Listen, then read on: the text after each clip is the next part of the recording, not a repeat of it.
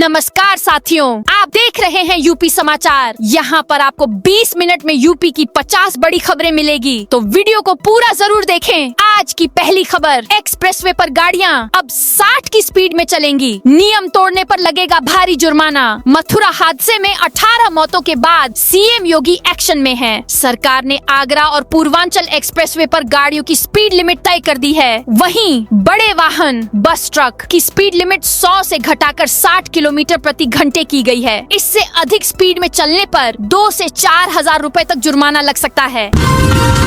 ठंड के चलते यूपी में मई कक्षा 8 तक स्कूल 20 दिसंबर तक बंद। यूपी में ठंड और कोहरे ने तेवर दिखाना शुरू कर दिया है। बरेली में कक्षा 8 तक स्कूल 20 तक बंद कर दिए गए हैं। वहीं लखनऊ और बाराबंकी जिले में स्कूलों का बदल दिया है। डीएम के निर्देश, अब राजधानी में कक्षा 1 से 12वीं तक के सभी स्कूल सुबह 9 बजे से संचालित होंगे। यह आदेश सभी बोर्डों के स्कूलों पर लागू होगा। वहीं बाराबंकी में ठंड के कारण 8वीं तक के विद्यालयों का समय 10 से 3 तक कर दिया गया है। अपर्णा यादव ने कहा, अमर्यादित बयान देने वाले माफी मांगे। बिहार में मुख्यमंत्री नीतीश कुमार द्वारा महिला आयुष चिकित्सक का नकाब हटाने पर उत्तर प्रदेश के मंत्री संजय निषाद के उस बयान पर बवाल बढ़ गया है, जिसमें उन्होंने कहा था कि कहीं और छू लेते तो क्या होता। यूपी में 82% मतदाताओं से नहीं मांगे जाएंगे दस्तावेज। उत्तर प्रदेश में एसआईआर जारी है। अभी तक 82% मतदाताओं की वर्ष 2003 की मतदाता सूची से मैपिंग की जा चुकी है। ऐसे में अब इनसे दस्तावेज नहीं मांगे जाएंगे।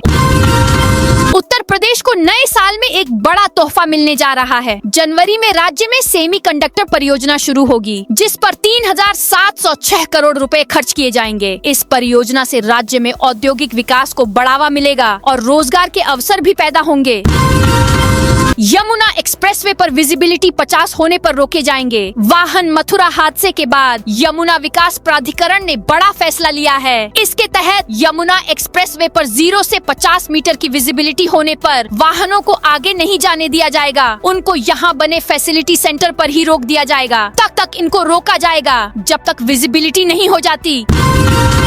यूपी के 65 जिलों में पड़ेगी कड़ाके की ठंड। छाएगा ऐसा घना कोहरा 10 मीटर भी देखना होगा। मुश्किल मौसम विभाग ने राज्य के 65 जिलों में शीतलहर 3 डिग्री तक तापमान गिरने का अलर्ट जारी किया है। घने कोहरे के कारण दृश्यता 10 मीटर तक कम होने की आशंका है, जिससे यातायात प्रभावित हो सकता है। लोगों को सावधानी बरतने और गर्म कपड़े पहनने की सलाह दी गई है। लखनऊ में भी तापमान में गिरावट दर्ज की जाएगी। डीएम ने पेंशनर दिवस पर दिए सख्त निर्देश। पेंशनरों को चक्कर लगवाए तो अधिकारी होंगे जिम्मेदार। बुलंदशहर में पेंशनरों की समस्याओं के त्वरित और गुणवत्तापूर्ण समाधान के लिए बुधवार को जिला पंचायत सभागार में पेंशनर दिवस का आयोजन किया गया। जिलाधिकारी श्रुति ने कार्यक्रम की अध्यक्षता की। उन्होंने स्पष्ट निर्देश दिए कि पेंशनरों की शिकायतों का समयबद्ध निस्तारण हो और किसी भी स्तर पर लापरवाही बर्दाश्त नहीं की जाएगी। बागपत में 12,000 किसानों को कर्ज नहीं लौटाने पर नोटिस जारी किए गए हैं, जिनमें से केवल 295 किसानों ने ही लोक अदालत में मामला सेटल कराया। किसान दिवस में किसानों ने बैंक अफसरों पर आनाकानी का आरोप लगाया और एलडीएम से बड़े कर्जदारों पर कार्रवाई न करने का सवाल किया। भदोही में अवैध प्लाटिंग पर चला बुलडोजर बीड़ा ने रेवड़ा परसपुर में की ध्वस्तीकरण की कार्रवाई। आरएसएस के सरकार्यवाह ने कहा, मुस्लिम पूजा करें, उनका कुछ नहीं बिगड़ेगा। राष्ट्रीय स्वयंसेवक संघ के सरकार्यवाह दत्तात्रेय होसबाले ने बुधवार को गोरखपुर में कहा, मुस्लिम भाई भी पर्यावरण की दृष्टि से अगर नदी की पूजा करें, सूर्य नमस्कार करें तो उनका क्या बिगड़ जाएगा, उनका कुछ नहीं बिगड़ेगा। लखनऊ के रैन बसेरों पर अब सीसीटीवी कैमरों से नजर रखी जाएगी। इसके साथ ही नोडल अधिकारी और केयर टेकर की व्यवस्था भी की गई है। यह कदम रैन बसेरों में सुरक्षा और व्यवस्था को सुनिश्चित करने के लिए उठाया गया है, जिससे बेघर लोगों को सुरक्षित आवास मिल सके। योगी का बड़ा ऐलान, पीएम आवास की किस्त लोगों के खातों में भेजे। सीएम ने कहा कि प्रधानमंत्री आवास योजना के लिए स्वीकृत बजट अभी तक खर्च नहीं हुआ है। ग्राम्य विकास विभाग की ओर से बताया गया कि योजना के लिए लाभार्थियों का चयन अभी पूरा हुआ है। अब आवास निर्माण की पहली किस्त जारी की जाएगी। बिजनौर में ठंड के चलते स्कूल बंद, कक्षा 1 से 12 तक के लिए 18 दिसंबर को अवकाश घोषित। दिल्ली सरकार ने प्रदूषण को देखते हुए 2 बड़े फैसले लिए हैं। निर्माण कार्य रुकने से प्रभावित रजिस्टर्ड मजदूरों के खाते में डीबीटी के माध्यम से 10,000 रूपए भेजे जाएंगे। साथ ही दिल्ली के सभी सरकारी और प्राइवेट दफ्तरों में 50% वर्क फ्रॉम होम अनिवार्य होगा। हालांकि स्वास्थ्य जैसी आवश्यक सेवाओं को छूट दी जाएगी। अब यूपी में खुलेंगे JNZ पोस्ट ऑफिस। भारतीय डाक विभाग करने जा रहा नई पहल। भारतीय डाक विभाग ने लखनऊ में JNG थीम पर आधारित डाकघर खोलने की पहल की है। पहले चरण में IIM, लखनऊ विश्वविद्यालय, यूपी सैनिक स्कूल, सरोजनी नगर में JNG पोस्ट ऑफिस खुलेंगे। यहाँ डाक सेवाओं के साथ आधार पंजीयन, अपडेट और संशोधन की सुविधा मिलेगी। इन डाकघरों में वाईफाई, कैफेटेरिया, मिनी लाइब्रेरी जैसी आधुनिक सुविधाएं होंगी। IIM में JNG पोस्ट ऑफिस 19 दिसंबर को खुलेगा।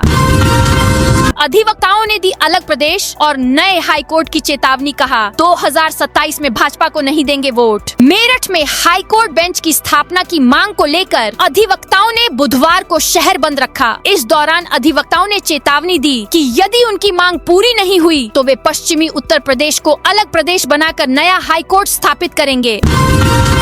हिजाब विवाद पर नीतीश कुमार के इस्तीफे की मांग। पीलीभीत में मुस्लिम पर्सनल लॉ बोर्ड प्रदेश अध्यक्ष बोले, धार्मिक स्वतंत्रता का अपमान। बिहार के मुख्यमंत्री नीतीश कुमार द्वारा एक कार्यक्रम में मुस्लिम महिला डॉक्टर का कथित तौर पर हिजाब हटाने का मामला गर्मा गया है। कफ सिरप मामले में 10,000 का इनामी सत्यम गिरफ्तार। सोनभद्र पुलिस ने वाराणसी से उठाया। फर्जी फॉर्म बनाकर करोड़ों रुपए घुमाए। यह गिरफ्तारी कफ सिरप तस्करी के मास्टरमाइंड भोला प्रसाद जायसवाल से पूछताछ के बाद हुई है।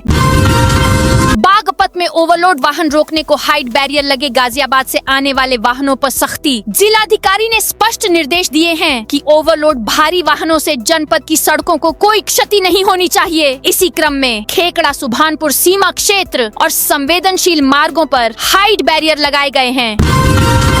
मऊ के स्कूल में मिड डे मील में मिले कीड़े। मऊ जिले के घोसी तहसील के बड़राव ब्लॉक स्थित प्राथमिक विद्यालय जमालपुर विक्रमपुर में मिड डे मील में कीड़े मिलने का मामला सामने आया है। मंगलवार को बच्चों को परोसे गए दाल चावल में कीड़े पाए गए, जिसके बाद बच्चों ने खाना खाने से इनकार कर दिया।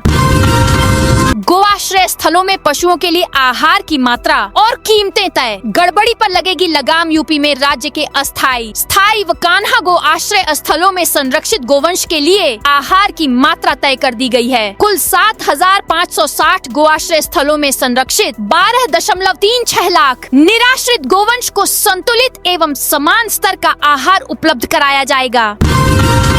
यूपी में कोहरे और ठंड को लेकर सीएम योगी के सख्त निर्देश। घने कोहरे और कड़ाके की ठंड को देखते हुए मुख्यमंत्री योगी आदित्यनाथ ने अधिकारियों को प्रदेश भर में अलर्ट मोड में रहने के निर्देश दिए हैं। मुख्यमंत्री ने मंडलायुक्त, IG, जिलाधिकारी, पुलिस, ट्रैफिक और नगर निकायों के अधिकारियों को स्पष्ट निर्देश दिया कि जनजीवन, यातायात और निराश्रितों की सुरक्षा में किसी भी स्तर पर लापरवाही बर्दाश्त नहीं की जाएगी। उन्होंने साफ कहा कि सड़कों, गलियों, हाईवे से लेकर एक्सप्रेसवे तक सुरक्षा इंतजाम चाक चौबंद रखे जाएं। योगी का आदेश PPP मोड पर बनाएं। पार्किंग सीएम ने कहा कि शहरों में PPP मोड पर मल्टी लेवल पार्किंग बनाएं। उन्होंने कहा कि पार्किंग स्थल की जगह सरकार देगी। निर्माण का खर्च संबंधित ठेकेदार वहन करेंगे। 3-4 फ्लोर की पार्किंग और 2-3 फ्लोर पर वह व्यावसायिक गतिविधियां संचालित कर सकेंगे। खाद में गड़बड़ी पर सख्ती। कालाबाजारी व नकली खाद बेचने वालों पर लगेगा NSA। उत्तर प्रदेश में खाद में गड़बड़ी करने वालों पर सरकार सख्त हो गई है। मुख्यमंत्री योगी आदित्यनाथ ने कालाबाजारी और नकली खाद बेचने वालों पर राष्ट्रीय सुरक्षा कानून NSA लगाने का अल्टीमेटम दिया है। सरकार का उद्देश्य किसानों को सही खाद उपलब्ध कराना और कृषि क्षेत्र में धोखाधड़ी को रोकना है। इस फैसले से खाद माफियाओं में हड़कंप मच गया है। संभल में शीतलहर के कारण स्कूलों का समय बदला। कक्षा 1 से 8 तक के स्कूल अब सुबह 10 से दोपहर 3 बजे तक खुलेंगे। आयुष्मान कार्ड के के बहाने 25 लाख की जमीन हड़पी। बलरामपुर के गैंडास बुजुर्ग थाना क्षेत्र में पुलिस ने जमीन बैनामा से जुड़ी एक बड़ी धोखाधड़ी का खुलासा किया है। एक बीमार और अकेले व्यक्ति से आयुष्मान कार्ड बनवाने के बहाने कूटरचित दस्तावेजों के जरिए करीब 25 लाख रुपए मूल्य की जमीन का फर्जी बैनामा करा लिया गया था। पुलिस ने इस मामले में त्वरित कार्रवाई करते हुए 3 अभियुक्तों को गिरफ्तार किया है।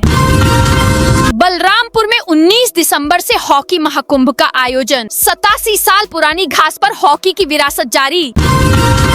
लेखपाल के 7,994 पदों पर होगी भर्ती। यह भर्ती प्रारंभिक अर्हता परीक्षा PET 2025 के आधार पर निकलने वाली पहली भर्ती है, जिससे लाखों अभ्यर्थियों को सीधा फायदा मिलेगा। सीएम योगी का आदेश, स्मार्ट क्लास का बजट उपयोग करें। सीएम ने कहा कि यूपी में परिषदीय स्कूलों में स्मार्ट क्लास के लिए भी 300 करोड़ का बजट मिला है, लेकिन अभी तक बजट खर्च नहीं हुआ है। उन्होंने स्कूलों में स्मार्ट क्लास जल्द बनाने के निर्देश दिए। लखनऊ में भाजपा ऑफिस पर कांग्रेसियों का प्रदर्शन। बैरिकेडिंग पर चढ़े, बोले राहुल सोनिया पर ईडी का इस्तेमाल कर रही बीजेपी। चंदौली में उर्वरक केंद्रों पर कृषि विभाग का अभियान। चंदौली जिले में कृषि विभाग के अधिकारियों ने उर्वरक बिक्री की जांच के लिए संयुक्त अभियान चलाया। इस दौरान 26 उर्वरक केंद्रों का निरीक्षण किया गया और 17 उर्वरक सैंपल जांच के लिए प्रयोगशाला भेजे गए। इसके अलावा लापरवाही के आरोप में 2 दुकानदारों को नोटिस जारी कर स्पष्टीकरण मांगा गया है।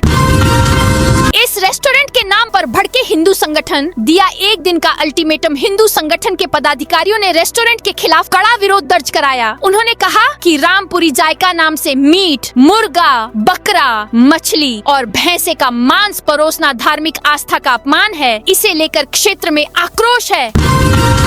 सीएम योगी ने कहा, अब बसें यूपी में बनने लगी हैं, तो यूपी रोडवेज को यूपी में बन रही बसें ही खरीदनी चाहिए। बाहर बन रही बसों को क्यों खरीदा जा रहा है? इस पर परिवहन मंत्री ने कहा, वह ऐसी नीति बना रहे हैं जिससे भविष्य में कम से कम 50% बसें यूपी में निर्मित ही खरीदी जाएंगी। राहुल गांधी नागरिकता मामले की अब लखनऊ में होगी सुनवाई। कांग्रेस नेता राहुल गांधी की नागरिकता के आपराधिक परिवाद की सुनवाई अब इलाहाबाद हाई कोर्ट की लखनऊ बेंच में होगी। वादी की याचिका पर सुनवाई करते हुए कोर्ट ने यह फैसला सुनाया है। गोंडा के करनैलगंज मंडी में एसडीएम की बुलडोजर कार्रवाई। नवीन मंडी से 100 से अधिक अतिक्रमण हटे। एसडीएम बोली, दोबारा होगी सख्त कार्रवाई। उत्तर प्रदेश सरकार राज्य की 11,350 ग्राम पंचायतों में डिजिटल लाइब्रेरी स्थापित करेगी। इस योजना का उद्देश्य ग्रामीण छात्रों को शहरों की ओर पलायन किए बिना प्रतियोगी परीक्षाओं की तैयारी के लिए विश्व स्तरीय संसाधन उपलब्ध कराना है। प्रत्येक लाइब्रेरी के निर्माण पर 4 लाख रुपए का निवेश किया जाएगा। प्रयागराज में 18 दिसंबर से 2 जनवरी तक स्वदेशी मेला फ्री एंट्री मिलेगी। इसका मेले का उद्देश्य स्वदेशी उत्पादों और हस्तशिल्प को बढ़ावा देना है। मेले का उद्घाटन श्री राम जन्मभूमि तीर्थ क्षेत्र ट्रस्ट के वरिष्ठ सदस्य स्वामी वासुदेवानंद सरस्वती करेंगे। रामपुर में महिला लेखपाल रिश्वत के 5,000 फेंक कर भागी कांस्टेबल ने दबोचा तो मुंह छिपाते हुए थाने गई। आरोपी महिला लेखपाल ने एक किसान से खेत का नक्शा सही करने के लिए 10,000 रुपए रिश्वत मांगी थी। किसान बुधवार को आधी रकम लेकर लेखपाल के पास पहुंचा था। उसने एंटी करप्शन टीम से शिकायत की थी। सीमेंट की छत शीट तोड़कर लाखों की चोरी। जाजमऊ में लगातार हो रही चोरियां। कानपुर के जाजमऊ थाना क्षेत्र के सरैया बाजार में चोरों ने इलेक्ट्रॉनिक दुकान में घुसकर लाखों का माल साफ कर दिया। दुकान में चोरी करके आरोपी आसानी से फरार हो गए। अधिवक्ता आशीष शुक्ला को एसटीएफ ने नैनीताल से किया अरेस्ट। फर्जी शैक्षणिक दस्तावेजों के आधार पर LLB में दाखिला लेने और फिर वकालत करने के मामले में 26 दिनों से फरार चल रहे अधिवक्ता आशीष शुक्ला को एसटीएफ ने नैनीताल से गिरफ्तार कर लिया है। टीम आरोपी को जल्द लेकर कानपुर पहुंच रही है। शिकायत कर रहे किसान को सुरक्षा कर्मी ने पकड़ा। कृषि मंत्री सूर्य प्रताप शाही बोले, उन्हें छोड़िए। किसान ने कहा कि दुकानदार से बीज में गड़बड़ी की शिकायत करने पर भी कोई समाधान नहीं मिल पाता है। शिकायत करने के दौरान मंत्री के सुरक्षा कर्मियों व पुलिस ने किसान को पीछे किया। मंत्री ने तत्काल सुरक्षा कर्मियों से किसान को छोड़ने के लिए कहा। मंत्री ने किसान से कहा कि मामला लिख कर दीजिए। मंत्री ने उप निदेशक कृषि को जाँच की बात कही। नोएडा प्राधिकरण EOW से कराएगा 2 बिल्डर की वित्तीय जांच। नोएडा प्राधिकरण ने 2 बिल्डर पर एक्शन लिया है। बकाया नहीं जमा करने पर दोनों बिल्डरों की जांच आर्थिक अपराध शाखा दिल्ली से करने का आग्रह किया। इससे पहले भी प्राधिकरण करीब 7 बिल्डरों की जांच के लिए EOW में पत्र लिख चुकी है। वाराणसी में महिला आयोग की सदस्य बोली, बने पुरुष आयोग बहुत सारे आयोग हैं। महिला, SC ST, पिछड़ा आयोग बने हुए हैं। इन सब के बीच पुरुष आयोग की मांग हो रही है। महिला आयोग है तो मेरी भी यही मांग है कि पुरुष आयोग भी बनना चाहिए, क्योंकि किसी भी पुरुष को यह नहीं लगना चाहिए कि उसकी बात सुनी नहीं गई। यह बातें वाराणसी पहुंची। उत्तर प्रदेश राज्य महिला आयोग की सदस्य गीता विश्वकर्मा ने कही। रामपुर में फर्जी जाति प्रमाण पत्र मामले में जन सेवा केंद्र संचालक समेत 3 के खिलाफ FIR दर्ज। उत्तर प्रदेश के रामपुर में फर्जी दस्तावेजों के आधार पर जाति प्रमाण पत्र बनवाने के मामले में लेखपाल की ओर से जन सेवा केंद्र संचालक 3 लोगों के खिलाफ प्राथमिकी दर्ज कराई गई है। पुलिस ने मुख्य आरोपित सुमित को गिरफ्तार कर लिया है। काशी में 12 साल में पहुंचे 45 करोड़ पर्यटक विश्वनाथ धाम दर्शन और क्रूज भ्रमण रही पहली पसंद। लखनऊ के दुबग्गा और सैरपुर में 87 बीघा जमीन पर की जा रही अवैध प्लॉटिंग ध्वस्त। LRDA की प्रवर्तन टीमों ने मंगलवार को दुबग्गा व सैरपुर क्षेत्र में अवैध प्लॉटिंग करने वालों पर कार्रवाई किया है। 87 बीघा क्षेत्रफल में की जा रही 8 अवैध प्लॉटिंग को ध्वस्त किया गया। LDA उपाध्यक्ष प्रथमेश कुमार के निर्देश पर यह कार्रवाई प्रवर्तन जोन 4 व जोन 7 की टीम ने की। देवरिया विधायक शलभ मणि ने CM योगी से की मुलाकात। बस स्टैंड, BRD कॉलेज को विश्वविद्यालय का दर्जा देने की मांग। विधायक डॉक्टर त्रिपाठी ने मुख्यमंत्री को देवरिया में अवैध मजारों के खिलाफ चल रही कार्रवाई के लिए धन्यवाद दिया। उन्होंने इसे कानून व्यवस्था और जनहित के लिए आवश्यक कदम बताया। इसके अतिरिक्त उन्होंने भीखमपुर रेलवे क्रॉसिंग पर प्रस्तावित रेलवे ओवरब्रिज के लिए वित्तीय स्वीकृति प्रदान करने पर भी मुख्यमंत्री का आभार व्यक्त किया। पति की शहादत पर लिख डाली 300 पन्ने की किताब। मुजफ्फरनगर में सेना के शहीद जवान की पत्नी ने पति की शहादत के बाद उनकी याद में 300 पन्ने की किताब लिख डाली। किताब को नाम दिया आशिवी। ये टाइटल पति पत्नी के नाम आशीष और शिवी से मिलकर बना है। उनका कहना है, किताब लिखने का मकसद यही है कि सेना का जवान अगर शहीद होता है तो शहादत में फर्क नहीं होना चाहिए, चाहे वो बॉर्डर पर गोली खाकर शहीद हुआ हो या किसी हादसे में उसकी जान गई है। सम्मान हर शहीद को बराबर मिलना चाहिए।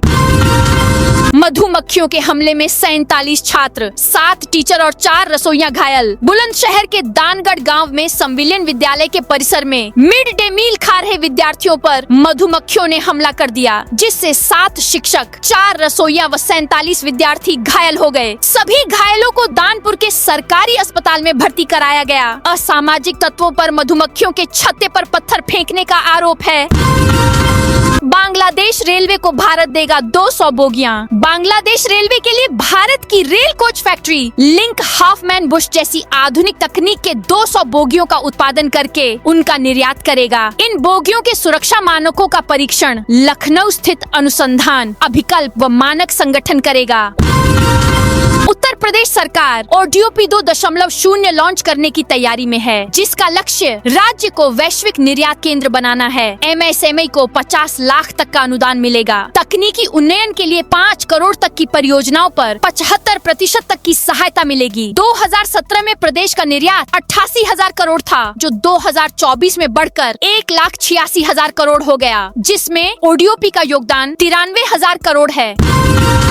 मिर्जापुर खादी मेले में 1 करोड़ 41 लाख रुपए के उत्पाद बिके। मिर्जापुर के BLJ ग्राउंड महुवरिया में आयोजित मंडल स्तरीय खादी एवं स्वावलंबन उत्सव का बुधवार को समापन हो गया। इस 10 दिवसीय प्रदर्शनी में कुल 1 करोड़ 41 लाख रुपए के खादी उत्पादों की रिकॉर्ड बिक्री हुई। समापन समारोह में अपर जिलाधिकारी अजय सिंह ने राष्ट्रपिता महात्मा गांधी की प्रतिमा पर माल्यार्पण किया।